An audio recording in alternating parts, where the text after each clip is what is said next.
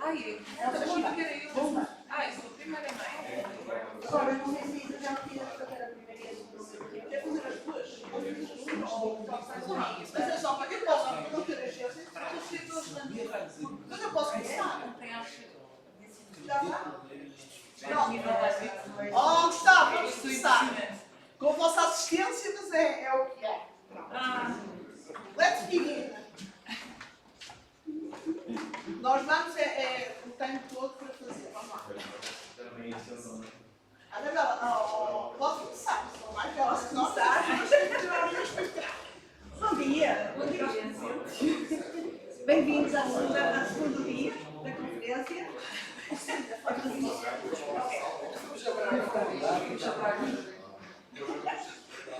Pronto, vamos dar então início. Hoje temos o tempo, um dia em grande, temos o tempo tem que estar bem controlado e vamos tentar então cumprir o tempo de todas as sessões.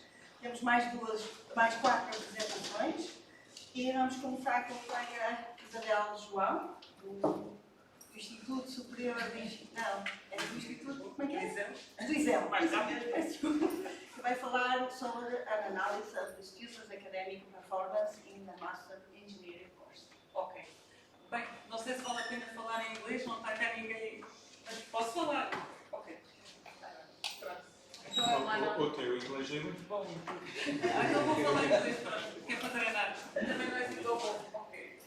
The topic is an analysis of the students' academic performance in the Master Engineering course. This work was made at our master course at ISEL, and our objective was to understand the several editions of the course and mainly relate some characteristics of the students with the performance of the students to better understand, because there is a lot of heterogeneity in these students. They come from they have different backgrounds, different engineering. Some of them are not from engineering and don't have an engineering background when they enter into the course. And so we want to understand a little bit better, because we have perceptions, but we really want to understand what is going on with the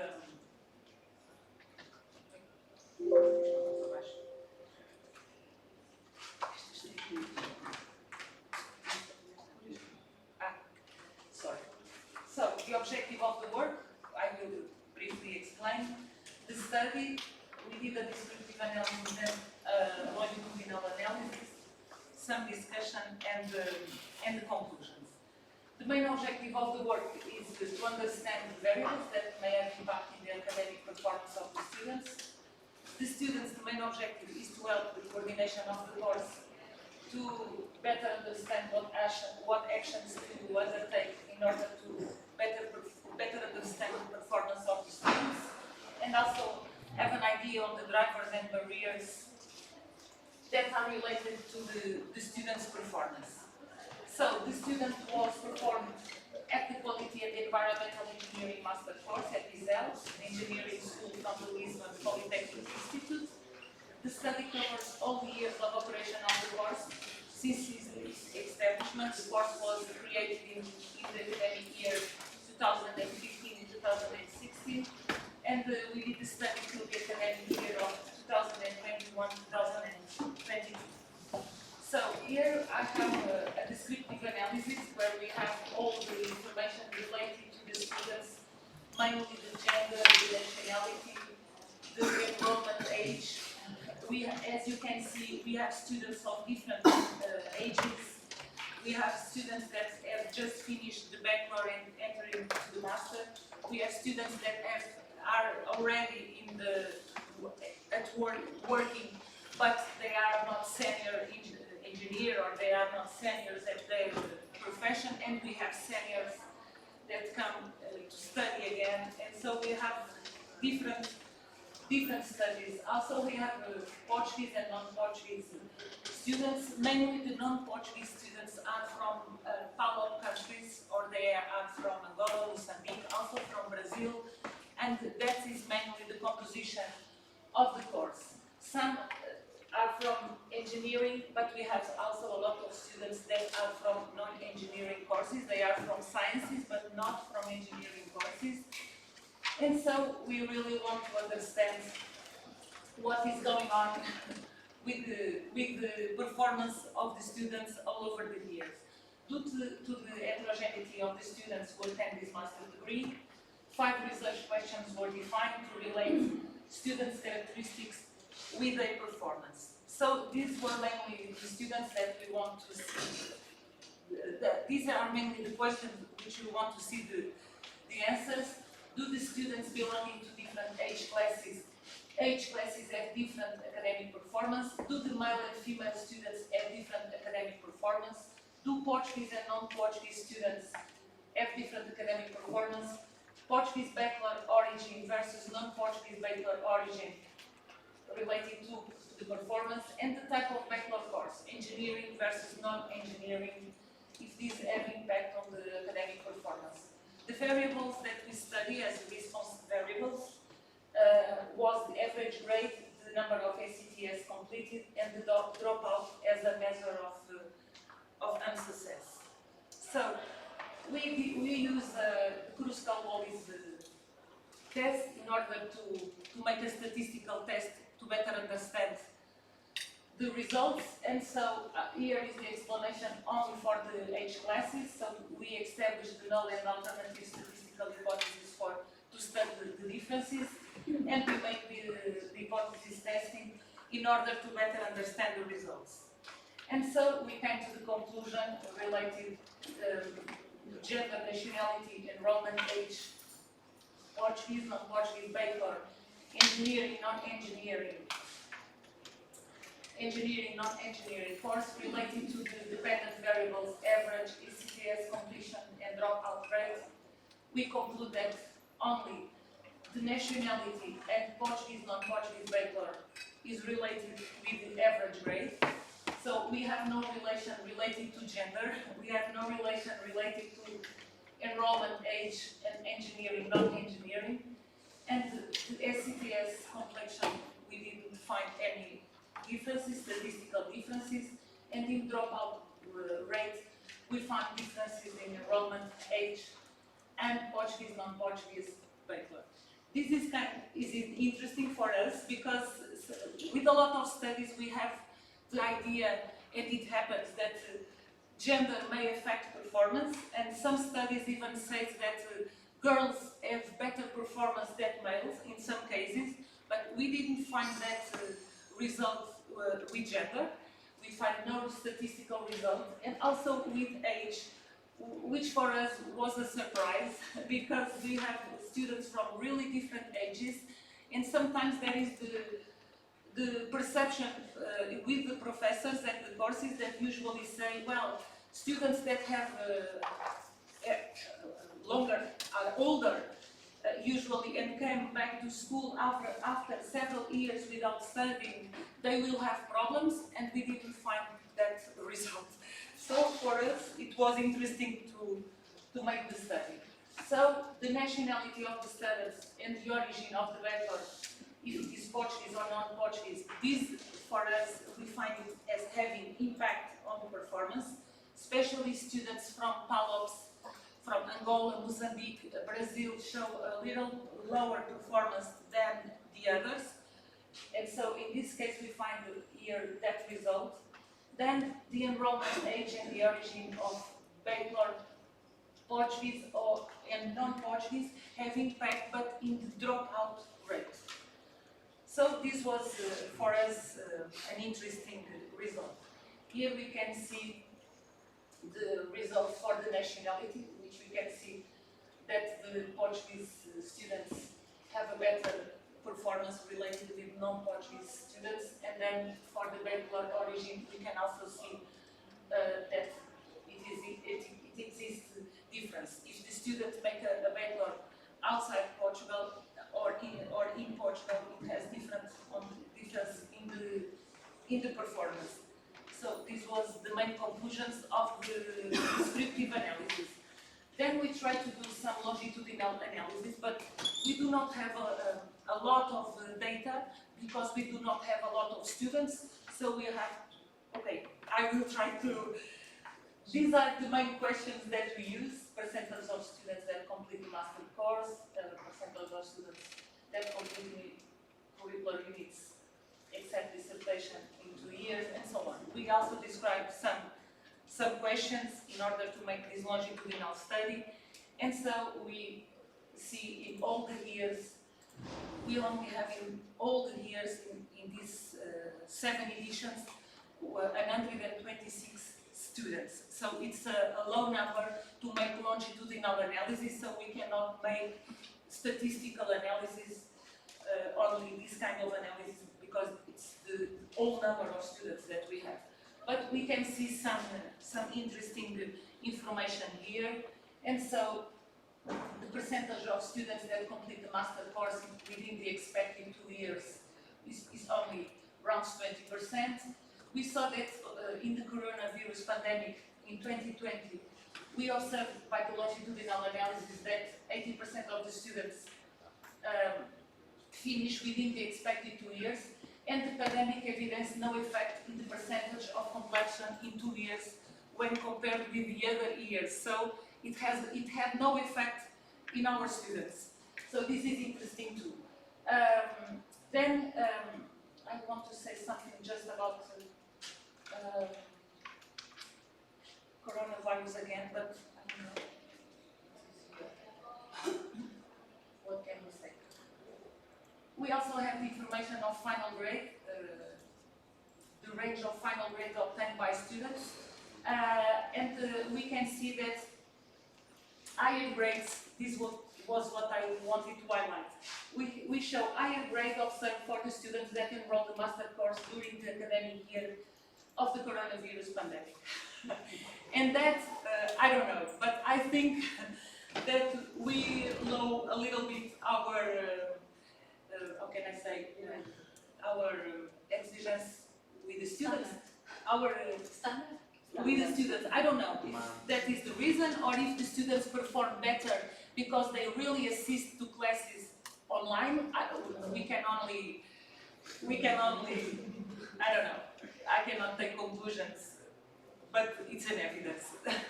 So, and we have some other conclusions, but I have no time. Then you see the paper and so on.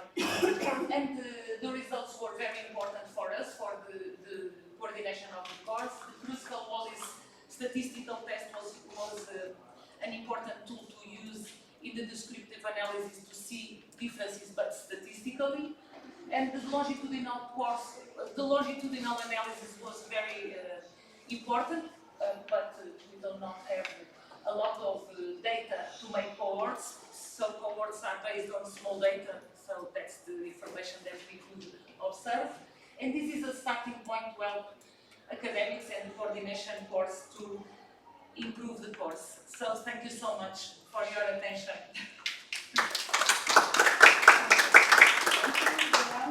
Okay. We have space for 2 questions.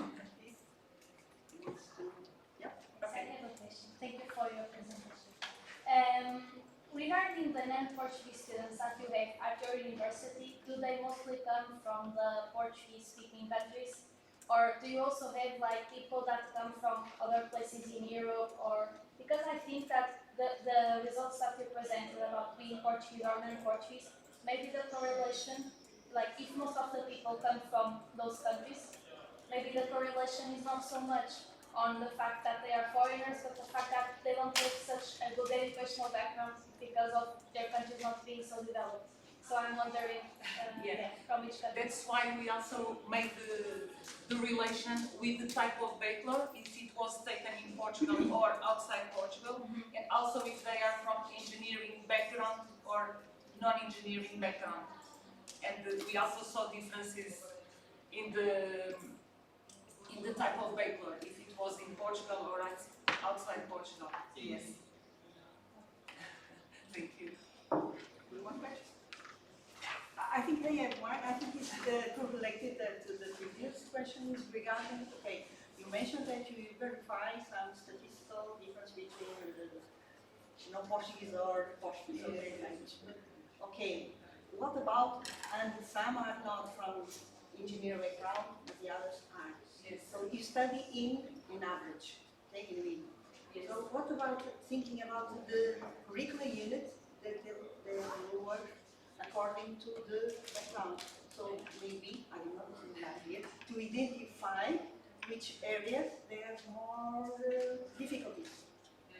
Well, I think it will be helpful to highlight some your points, maybe for you. It's a good question because now what we need to do with this information, we need to make some exploratory analysis with the incoming students, mainly students from different countries, to better understand what are the main difficulties when they enter the courses, what are the curricular units that they struggle to perform. To help them. Yes, because with the statistical analysis it was not possible for us to do that kind of study because we have a limited number of data to do that, to only global by the course. But it is important to understand the causes and the relations with the curriculum that they have and where they struggle, of course. Thank you. So, now. So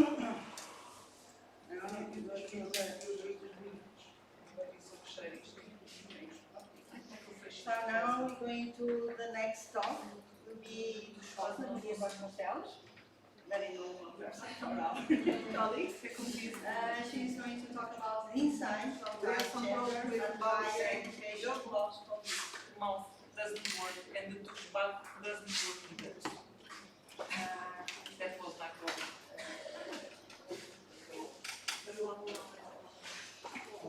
Well, I'm going to speak a little bit about what I'm going to talk about in this paper. It's a paper that is from engineering and sociological part. All my co-authors are sociological, they are for sociology. I'm the only that I'm engineering, and my question will be with talking about this side sometime, gender and higher education post-COVID. It was something. I have that printed, I can speak about that. Whereas I'm going to speak to me as my author. I have another who is from sociology from Yale University. We have another from the University of Interior, and I have another from the Nova School Science and Technology of Lisbon. All three of them, they are sociologists. They are not from the socialist party, not like that. Okay. I was talking about that.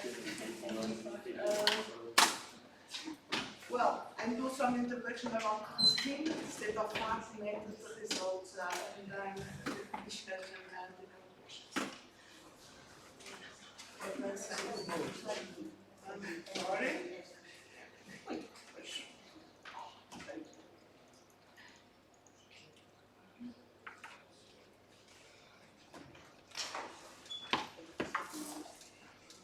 Well, introduction is a paper that is a main project that we want to understand the main patterns of time use and management by higher education students in post-COVID period and the challenges that they face and feels in the person that they have learned to content of the process. We want to also to analyze our students' scope with new demands that we have now and also to reflect on the implication of what we have in the gender, because the gender for us is very important here. Well, we know that the pandemic, we know all of them that shed light of the difficulty that we are in pandemic work rules. We're working next day, in another part, we have something to do about that. Well, what we have also in different students that we know that excessive number of teaching hours, it's a problem. The stress and increase of mental health and problem was then higher. We have another thing that the students, they retrospect that they have the tendency now to have a contract more flexible, that they are not working, they want not to work in the same company a long time. They must, they want to change every time. Well, we have also the heterogeneity of the high education population. And we have a significant change in terms of traditional studies of times, rhythms and schedule, with this that for us needs further study. Well, The time is characterized by the scheduled time.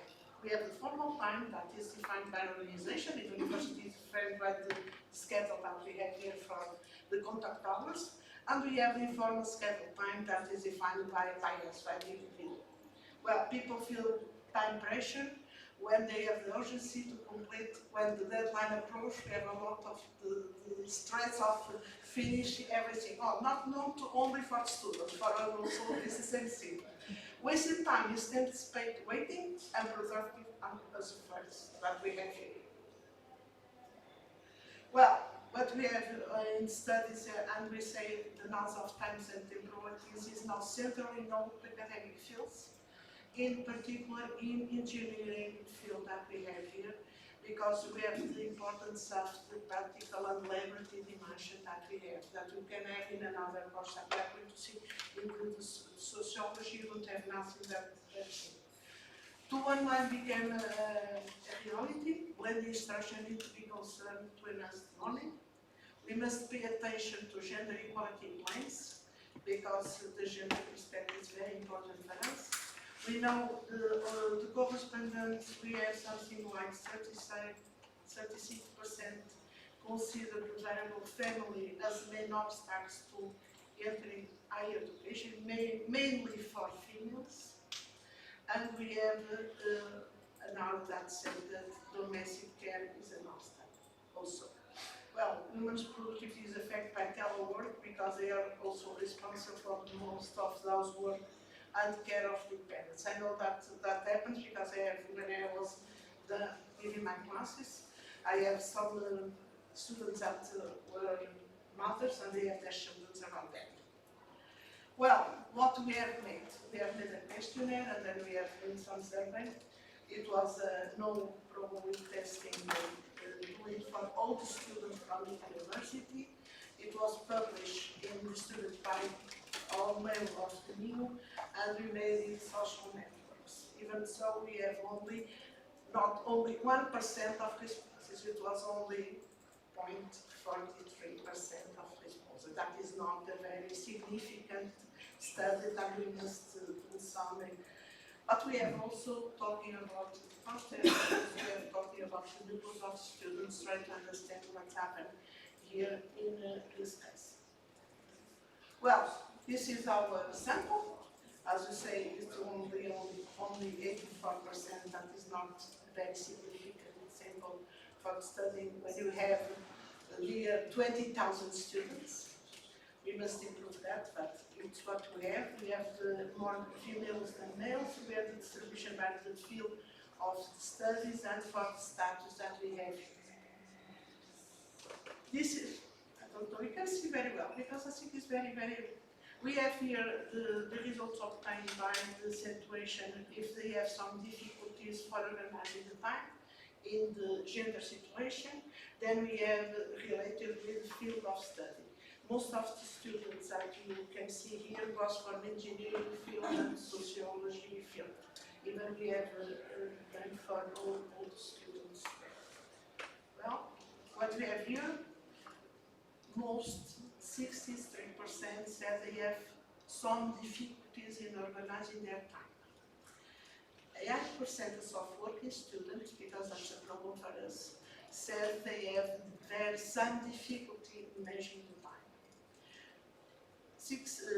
58 of the men said they have no difficulties, while the women have some difficulties. The gender is a very important thing to work out. 95% believe that women are more affected by the pandemic because they have most of work, as I say, like the other studies that correlate to this study also. Well, and engineering, more people refer to task overload, lack of motivation, and then management. Well, in science or social sciences, in sociology, we have said that it was the time management, but they have some problems too. Well, we have here 2 points in the results. That one is for time management and online and face-to-face modality in post-COVID. Well, we know that most of them you're used to. We say that the diversity is arising for this atypical situation coincide with those left prior to the pandemic, and those men and women indicate that they have great difficulty in managing their time.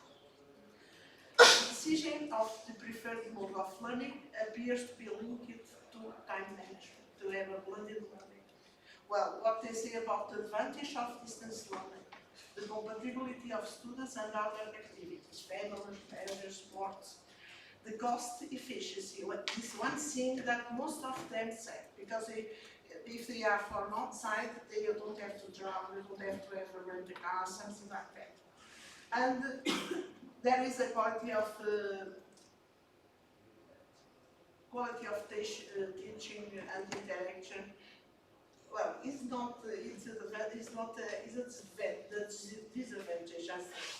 Well, one thing that they want is the social isolation, because I think all students, what I know, it was the main point of COVID when you have COVID, the pandemic situation. Well, they prefer the relative not, that's time saving, distant relatives, distant is advantage that affects human development, as I said. So what they suggest in the interviews that we have made, there is needed to education for time management training, because it's very important, most of the students don't have that. There is also a need to reseeking teaching technologies. And another thing is improving timetables. That one thing that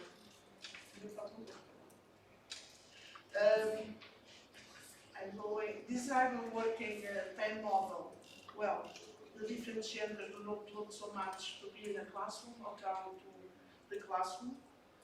The data given support to the idea that COVID has changed the manner people understand and experience time and manage to separate free time.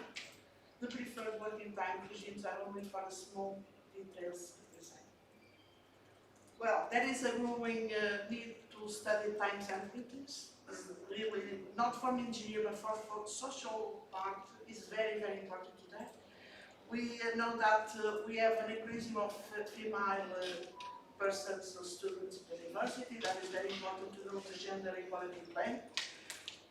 The existing equality plan will be one thing. More information is needed. There is still difference between females and males. The gender equality plan is very important to do something, and this research will contribute to know more about the knowledge concerning gender and time using at the university, and we are going to study it more and research more. Okay, I think it's finishing time. I'm sorry, it's also this is not like a technological paper to present, it's more. Thank you. So we have time for a few questions. Just more an observation or something like that. And as you told me before your presentation, it's related with the work that I'm presenting. And I believe that it's common, the time management problem. And even when our students, about the activities that we develop between the start and the finish of the semester, they have 3 workshops, and the one that they tell good things about it, and that was very useful, was time management.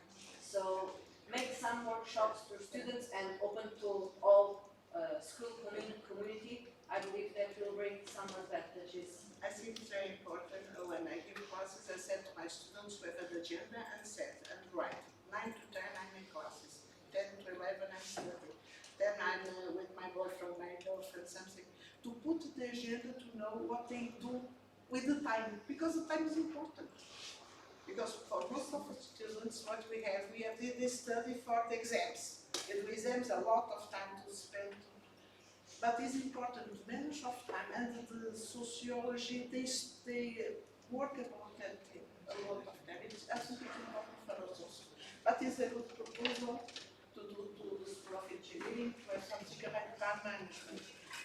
We have here in our course, the student can have some subject of course that called option windows, that they can choose around everything. When I take my course 40 years ago, I have 6 of them. I have 6 that I can choose for all around the university. Now they can choose only one, but one of them can be time management. I think it is very important, like ethics, time management, and they can choose. Thank you for the presentation. One question, when regarding time management, is it in the survey an open question or a closed one? No, for the difficulties it was a close, but we have an open question that they say about receiving what And they do. they mentioned We in have, the yes, open in question the time management. We have an because it's open, important. but we do some interview with students also. Oh, But I think we can, is not very good sample, it's not significant sample. But it's a good indicator Yes, if they it's a good identify even indicator. in the open question. Thank you. A question about the response rate, or how did you provide the survey to students? I'm sorry. How did the students, I'm a little deaf. how did the students receive the survey? Did you send The by survey email with or- their institutional email. That's a problem for us because all of them are institutional mail, and when we have them, we send to them, and we send them to our networks. I have WhatsApp with all the nucleus, and we ask them to fill the questionnaire, but it's a problem because most of our students do not use our institutional mail. That is number of students at but they don't use it. But we are trying to do something about As a that. comment to that, I gotta have to as ambassador of BEST. A few of the things that we do as the BEST testing probably as well, and we're so many different universities, is also just connecting the university with the students. And because if a student sends a survey, hey, this is interesting, in their WhatsApp chat, typically it gets a lot more response than the university email, where it originally comes from. So make use of these organizations. I have used the nucleus that we have here in the university, trying to disseminate the information. But it's a real problem, the dissemination of information in the university. You know that most of our students don't know that we have here an ombudsperson, that is me. But they don't know. I have in a course, I have in a class with all the delegates of the university courses, and I ask them, do you know that the university has a ombudsperson? No. Well, they know when they have problems, but only. But the dissemination of information, but I think you can help us to improve our dissemination of information with students, because I think for all of us, I think it's a problem. I think I've seen it also happen everywhere where I've traveled to so far, every university is doing this, but Thank you. Thank you very much, Father. Thank you. The next talk will be again at 12, but now.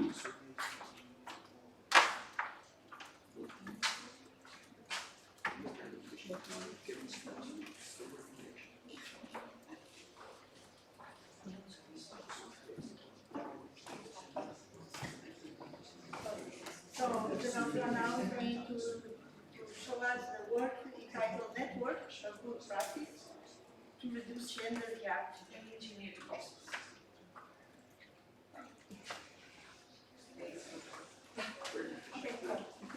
Hello again.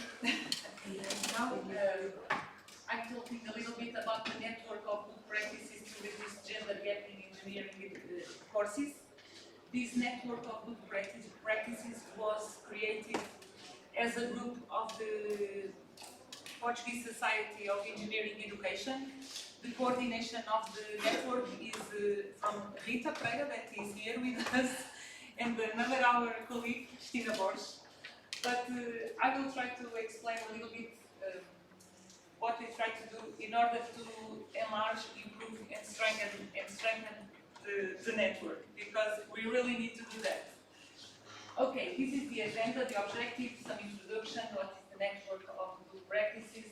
We did a qualitative survey in order to better understand, and some conclusions and future work. The main objective of the study is to develop a tool that could help us to diagnose and help us how to improve the network of good practices to reduce gender gap. And this is not just a network for gender gap, it's also for diversity, inclusion, so it's more broad than only the issues related with the gender gap. So the main reason to develop the survey was to see how can we enlarge, improve, strengthen the network, and capture the perceptions and the goals of the members of the network. So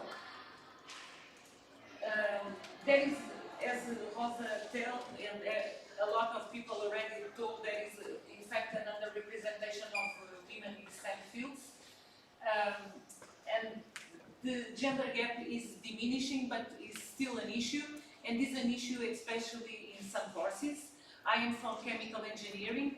In our case, the gap is the opposite. We have lost less males than females, or in biomedical engineering there is also some issue like that, and biological engineering. So topics from the health sciences, typically women are in higher number, and topics related with electronics, electrotechnical, and some issues like that, usually males are prevailing.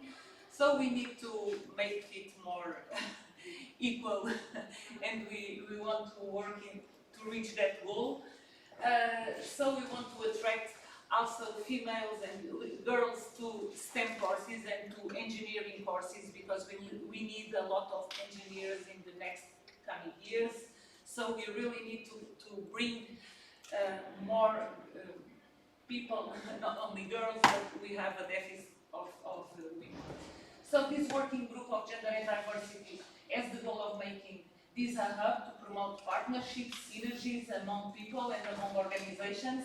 It was created with the aim of reducing gender gap at the main goal at the beginning in engineering courses, but as well as other social inclusion challenges in engineering education. So the network was developed by the Portuguese Society of Engineering Education in collaboration with ICFC, with ISEL and with ISEP. At the present we have 10 education institutions. We have seven Portuguese, 2 Brazilian, 1 from Mozambique and 1 from Angola. The network is dynamic. So at the present there is also a parish council and 2 independent participants from the secondary school, 1 representative of the European Maritime Safety Agency. But if you see, at the present we have 55 females and 2 males. We also want to change this because we are talking about gender, but in order to have gender equality we need to have males in the network. So this is not a network to talk about female issues, this is a network to talk about inclusion. So we need to be more inclusive. Okay, so but this is an informal network, and female come to the network, but now we need that at least 1 female bring a male in order to make this more equal. So here you can see the web page from the society, where you can find information about the network and some things that already have been developed by the network. So this is the timeline actions that the network already developed, some network developments in 2021. It was a kick-off meeting, then we disseminated the network. We had the first monitoring session in 2021. In 2022 we have another session, another monitoring session. Then we have a conference for network internationalization, and now we need to do more things. And we are at the point that we need to understand what the members of the network want to do, and we need to bring more people to the network in order to develop a lot more things, because we have much more to develop. So here we have the evolution and the participants of the network, and as you see in the participants of the network, we have fear that this is diminishing as well. So now we need to turn this up again and change this situation. So that's why we did a qualitative survey. We use 3, for understanding the network, 3, the domain of the network, some questions related to the members and some questions related to the practice. So we asked things like what issues does the members of the network wish to discuss, to whom will these topics be relevant, what are the challenges, who are the actors involved, and that are impacted by the network of good practices, and so on. And then questions related to the members, how the network will help the members to achieve their goals, and some questions related with the members' needs and what the members want to do. And then the practice, what resources would be helpful to to develop and why, what resources would be a priority, where can we share the examples of good practices, what tools can the network use to share, store, use and update information, a lot of things related to the practice. We had a lot of information coming back from our members.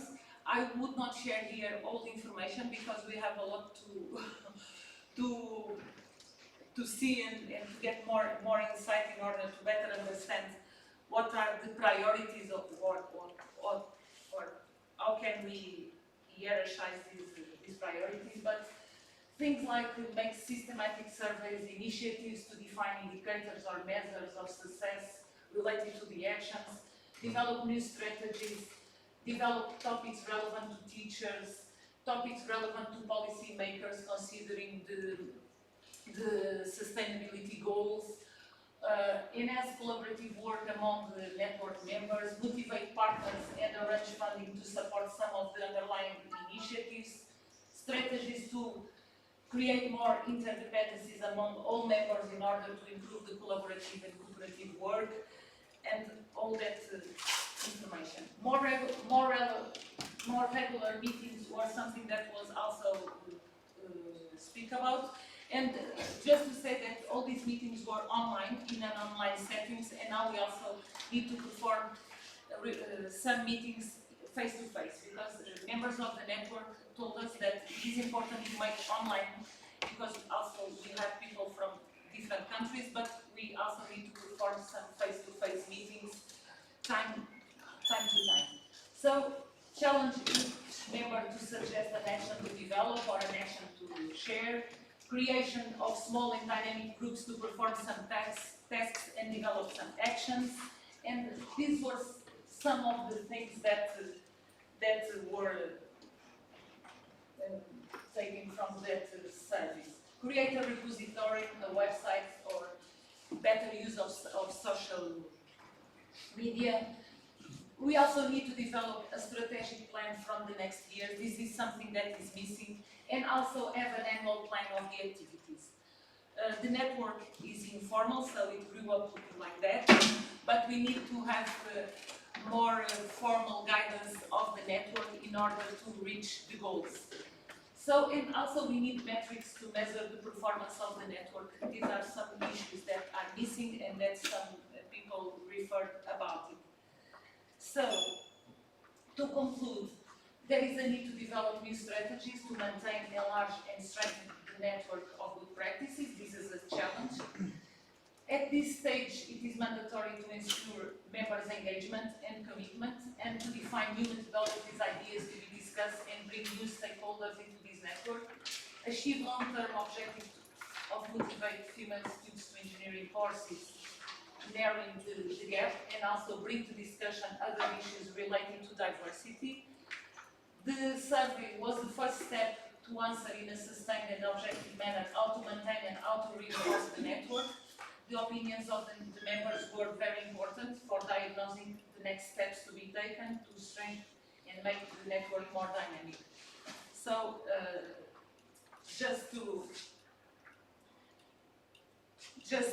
before finishing, we also will have a workshop today. We hope that everybody will come to the workshop. It will be for us a pleasure, because we really need to strengthen the network, to enlarge the network, and to have ideas on what can we make in order to reach the goal of diversity and inclusion in higher education, because this is still an issue. So, thank you so much for your attention. Questions, comments, suggestions are welcome. Okay, can I make one question only because time is for us. It is, I think it was very important and very interesting your paper. And how can you add gender information? Because you know most of our courses in engineering, well, numbers that I know is 30% of females and 7% of males. I know that is going to improve females in the courses, even in informatics, in mechanics, electronics. I know, well, here in the university they are improving the numbers and there are a lot of students. one thing that we have here that is female students, they are the president of the associations. They are not the males. Even the males are higher, the number of males are higher, but they are the presidents. In engineering, in our course in engineering, we have all of them are females. But you have study something about that, or the profile of the females that we have in engineering, because I think it's very simple. So where we have some females in engineering, but you know, I think the profile is very different from the others. Maybe that is an interesting issue to study. I didn't. I don't know if maybe Rita has some more information that I have. I don't have really information related to the profile of the girls, if they are different from the other girls, or it is just an issue related with education and with lower levels of education where female students are not motivated to go to engineering courses. But this is just a feeling of me. I don't have data to answer. Just a Maybe small comment. Rita can. Regarding the characteristics of the students, the girl students, we didn't make that study. But there are a study group that are concerned and study that part, the number of women and men in the more higher level of governance and decisions in the institutions. And that study is very interesting. I know the name of the colleague, but I don't know the name of his institution. But it's a work that has a long time, and they are working on that, exactly on that. I think it's very important. Of course, we have to have all of the university have to have, but not for students, because you don't have some places for males and females. Perhaps you all know it's an auditor. It's the person that is coordinating that study. I think we can give voice to the students, female students. Thank you for your presentation. I have a question about the network itself. So who is a part of it? Are that people, interested people in this subject from different universities? Yes, who want to enter the network can enter the network. It's an informal network, so it can be a teacher, it can be a student, it can be, I think, I'm saying right, Yes, yes. right, Rita. Everyone who wants to collaborate and who have interest in this kind of issues related with inclusion, diversity, and have ideas on things that can be made among students and teachers, research, everything that it would help to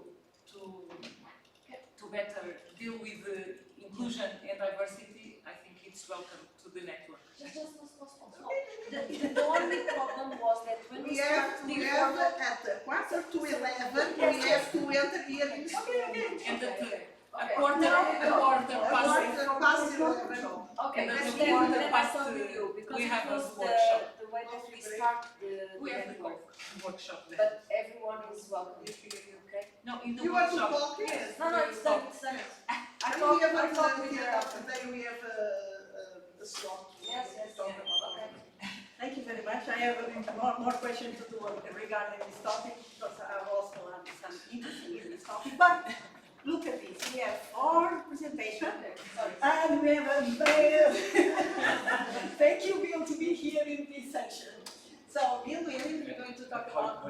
So you can take this arrow here. Yeah. To identify career path. Okay, career pathway to engineering education research in Australia.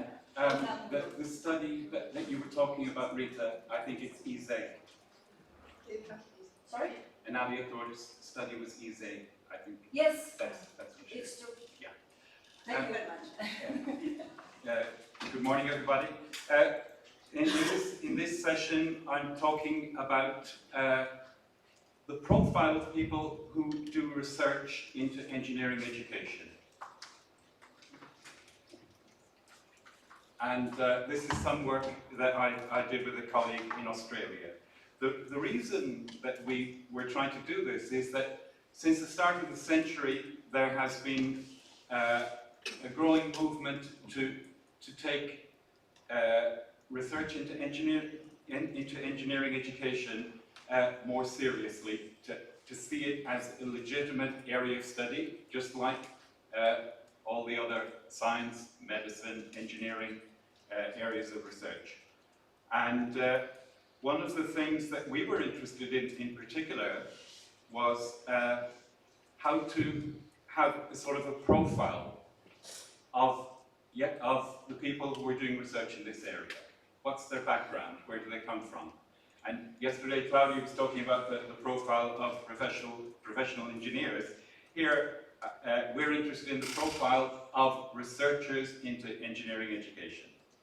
And in the past, I've tried various different ways of doing it. One is interviews. And about 10 years ago, I interviewed people at conferences, why are you doing this?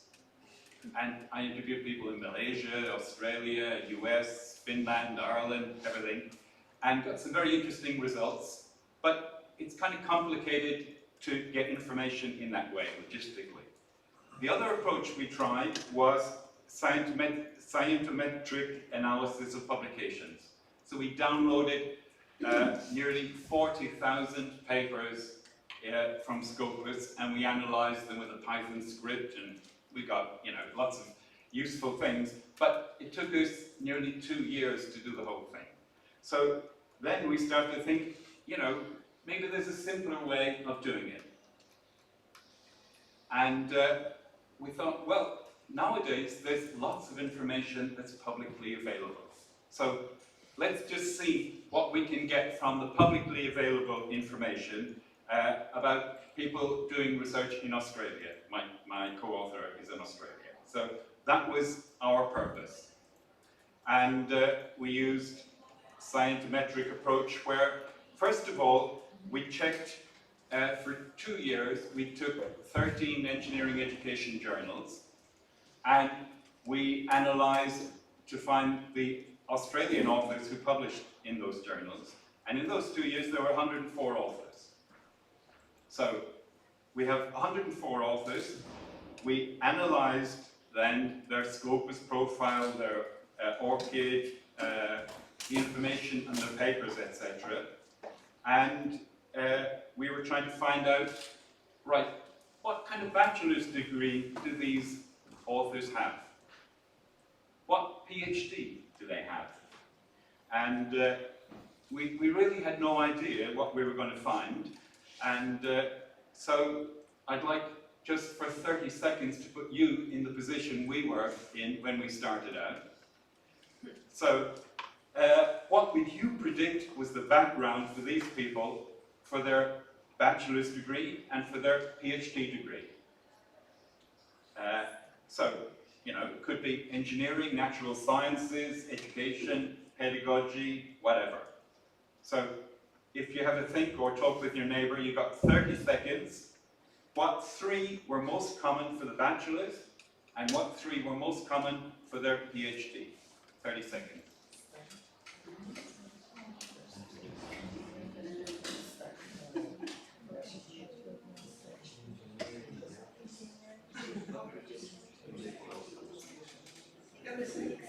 Yeah, 2, yeah.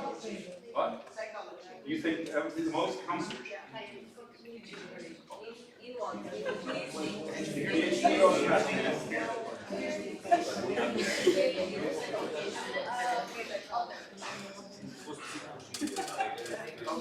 So we've got a bit of a consensus, have we? You think their bachelor's degree, most of them had an engineering bachelor's, and their doctorate, you think most had psychology. Okay, right. So that's yeah.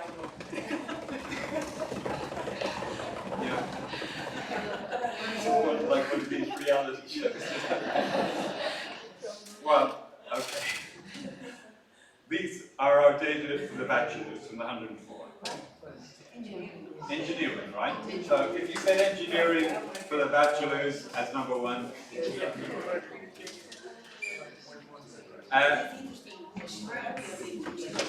yeah. Yeah, electrical was the strongest actually. Anyway, that's their bachelor's from that 104 authors. We also got the information about their master's, which is right that there. Again, predominantly engineering, kind of what we'd expect. But what surprised us really was the PhDs of those 104 authors.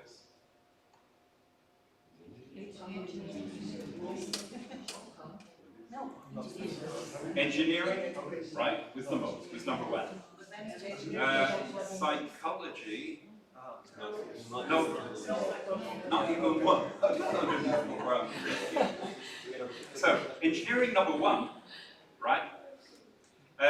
But engineering education, 12. And that's 12 out of 80 because there was 24 that we couldn't identify for whatever reason. So we're talking about 15% of these people had a PhD in engineering education. Now, I don't know if that probably surprised you. It certainly surprised us. And it surprised Andrew even more because there aren't any formal PhD programs in engineering education in Australia. Just like there, as far as I know, there are none in Portugal. It's something, you know, here in Cispee we've been arguing for years to get more legitimacy, to have research centres. But it doesn't mean that there aren't people doing PhDs in this area from Portuguese institutions. Some people manage to do a PhD that's called, you know, electrical engineering or industrial management or whatever, but is in engineering education. Plus, there is a significant number of Portuguese people who are doing PhDs in the Netherlands, in Denmark, in the UK, in the US. So that was what we found for Australia. We also looked at where they were working. Most of them were engineering faculty, and the rest were other university faculty. So our summary then. Engineering education is a diverse research field. These authors came from diverse backgrounds. I mean, some of them things like music, anthropology, you know, things we wouldn't have expected. Most had a technical bachelor's, many a technical master's, but there was more social science people at PhD level. Educational psychology or higher education were actually rare, which surprised us. So Australia has a significant number of researchers graduating with PhD in engineering education, but no formal PhD program. So what's the use of this data? Well, we think this is useful data for the people in Australia when they want to argue for making changes in how things are done in the engineering education domain. Next, we hope to gather similar information about Portugal, and we hope it will also be useful in our context here.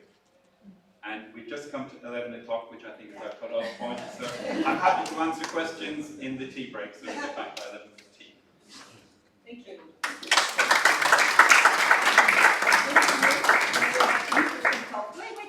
Wait. Some questions, some comments for you.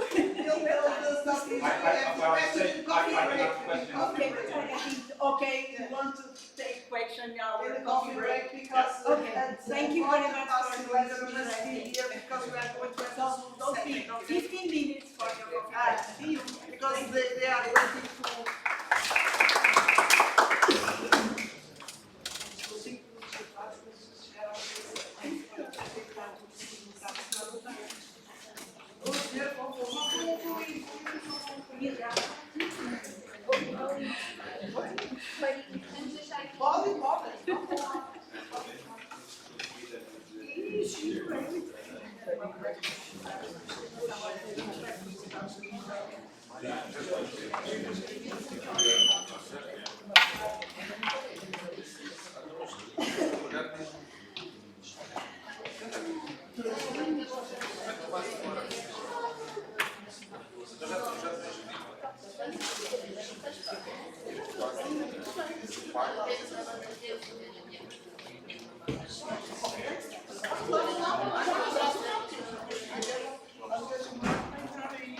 Pode ir comigo.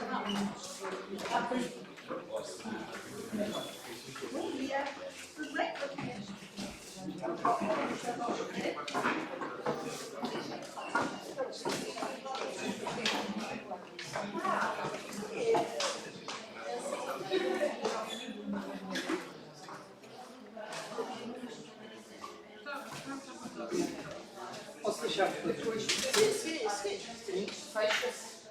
Não, está ali pessoas à porta de ver aqueles pronto. Agora aqui, não é caso. Nós estamos mesmo, infelizmente, a começar.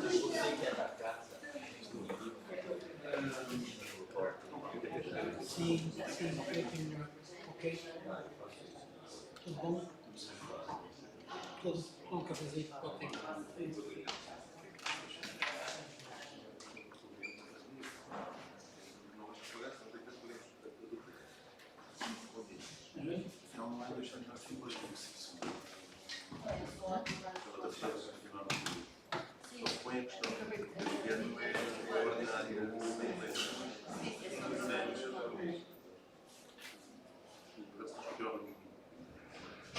Continuamos com a diferença. Eu vou buscar o cartão, vou contar dinheiro que é para pagar.